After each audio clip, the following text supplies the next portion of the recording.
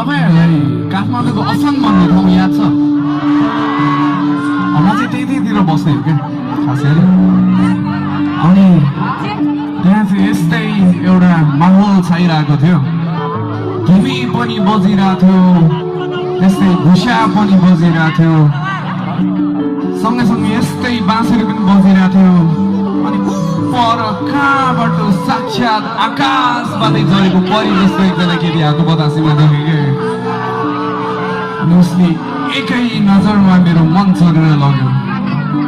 त्यही भएर गीत लेखेँ मैले, ठम्कने।